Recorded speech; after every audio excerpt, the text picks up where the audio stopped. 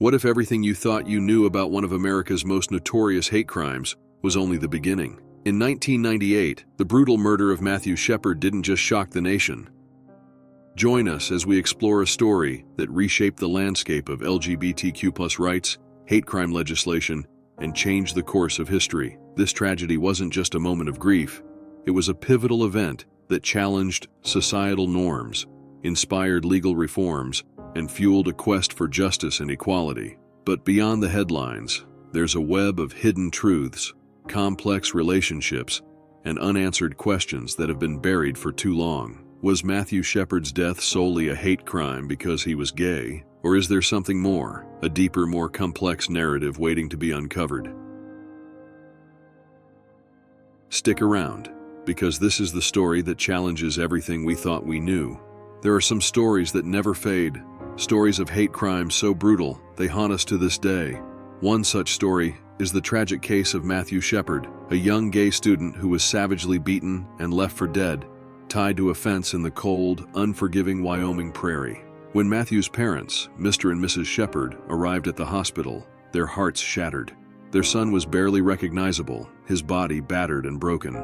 But as Mrs. Shepard approached the bed, something caught her eye. A faint, familiar glint. Through his half-open eye, she saw the blue, once so vivid and beautiful, now dimmed by suffering. But she knew.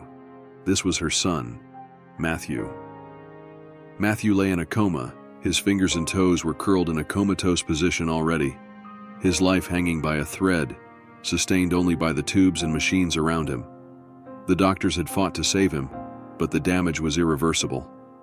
His brainstem had been crushed by the final merciless blow. His body was sustained only by the equipment attached to him. All that remained was a fragile shell of the vibrant life that had been so cruelly taken. It was Tuesday, October 6th, 1998, an ordinary night in Laramie. But for Matthew Shepard, a 21-year-old freshman at the University of Wyoming, this night would become a haunting chapter in a story that shook the nation. After an evening spent planning for LGBT Awareness Week, openly gay, Matthew, filled with energy and optimism, was eager to keep the night going. He invited his friends to join him for a drink, but none could accompany him. So, Matthew found himself alone, in a local bar called the Fireside Lounge. Matthew soon began chatting with two men, Russell Henderson and Aaron McKinney, both in their early 20s. It seemed like a friendly conversation, but Russell and Aaron had other intentions. To them, Matthew wasn't just another person. He was a target, someone they saw as vulnerable and easy to take advantage of. According to Albany County Sheriff Dave O'Malley, who led the investigation, later revealed that McKinney admitted he and Henderson went to the bar's bathroom to plan their attack. They decided to deceive Matthew by pretending to be gay, hoping to gain his trust, setting the stage for the unspeakable violence that would follow. With fake smiles and hidden plans, the three of them left the bar together. The night air was thick with danger that Matthew couldn't sense. He had no idea that the friendly faces beside him would soon reveal themselves as monsters, driving him toward an unspeakable fate. The killers later said to the police that their aim was to kidnap Matthew into McKinney's pickup with the intention of robbing him. After Matthew was inside the vehicle, McKinney pulled out a gun, physically assaulted him, and took his wallet, which had only $20. After getting Matthew into the truck, McKinney and Henderson drove about a mile out of town. They took a dirt path that led them to a desolate, rocky prairie covered with sagebrush and range grass.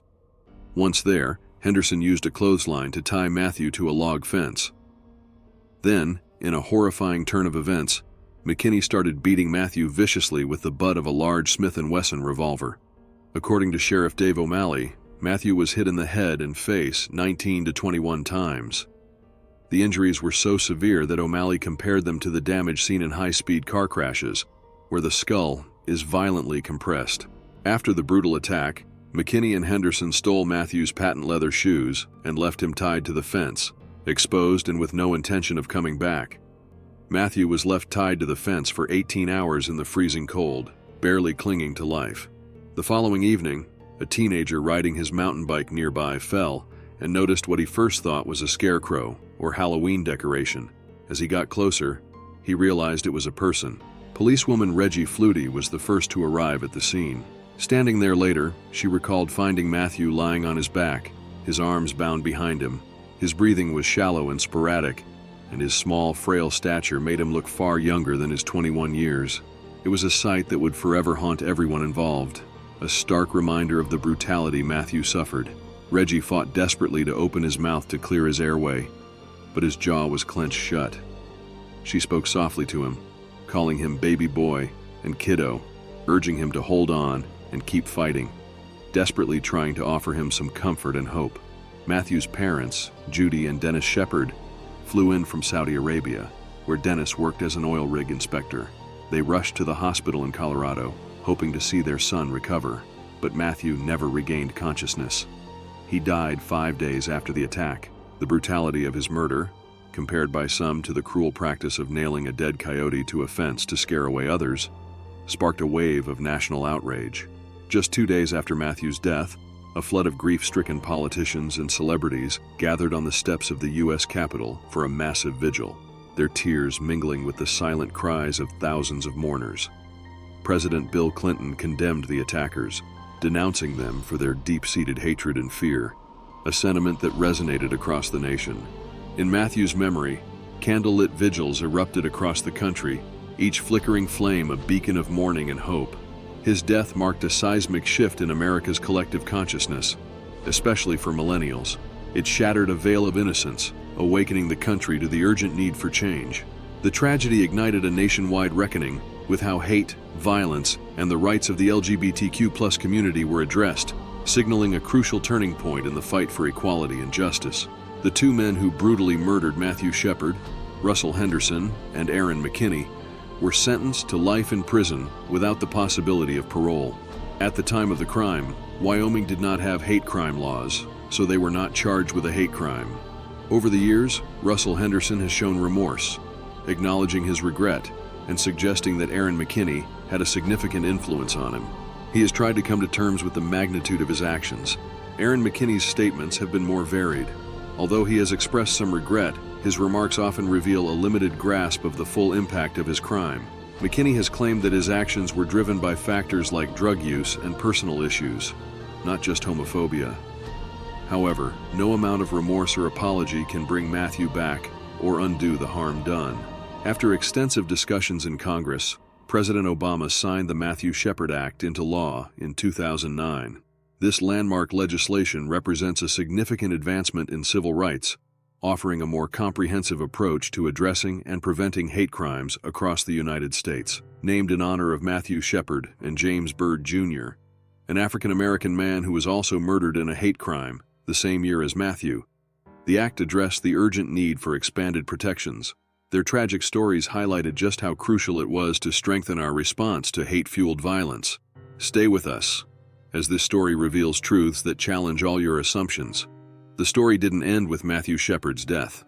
In the years following, the narrative took a controversial turn with the publication of The Book of Matt, Hidden Truths About the Murder of Matthew Shepard by investigative journalist Stephen Jimenez. Jimenez, who spent 13 years interviewing over 100 people connected to the case, presented new theories that challenged the widely accepted view.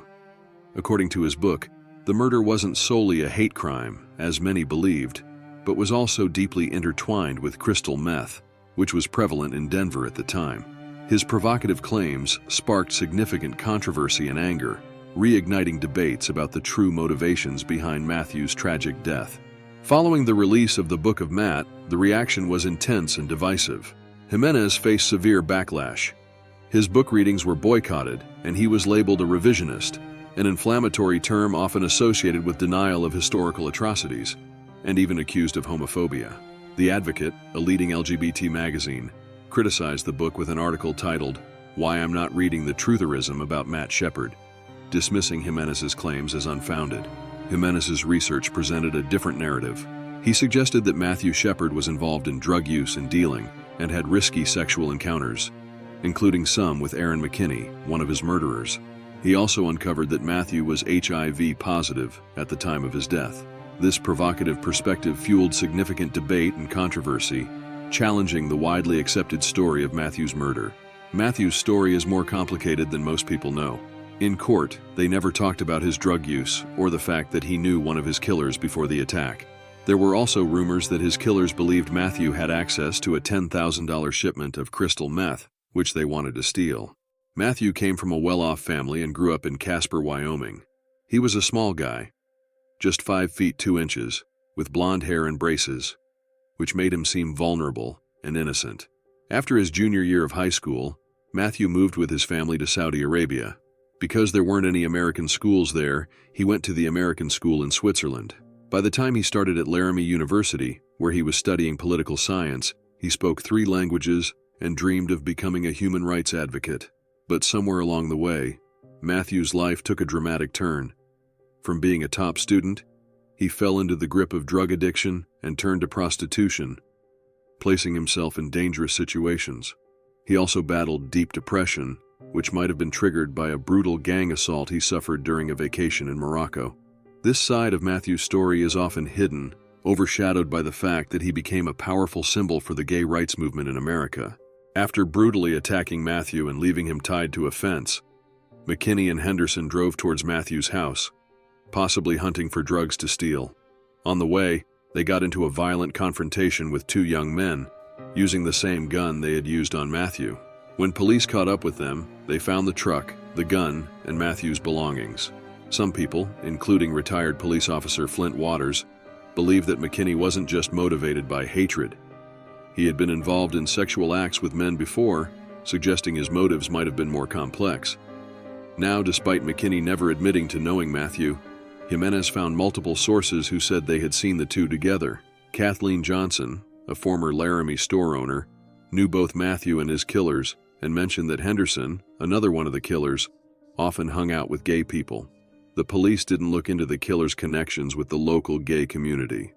Some people in the gay community are angered by Jimenez's book, feeling it downplays their fight for justice and recognition.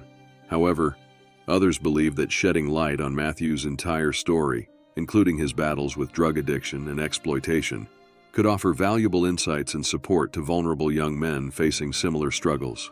The Matthew Shepard Foundation stands firm in its belief that Matthew's murder was a hate crime fueled by homophobia. The debate rages on. Some see Matthew as a powerful symbol of the hatred faced by LGBTQ+ individuals, while others argue his story is more intricate. What are your thoughts on Stephen Jimenez's investigation? Does it add to or diminish Matthew's legacy? Share your views in the comments. Thanks for watching. If you enjoyed this video, give it a thumbs up and share it with your friends. Don't forget to subscribe for more content like this.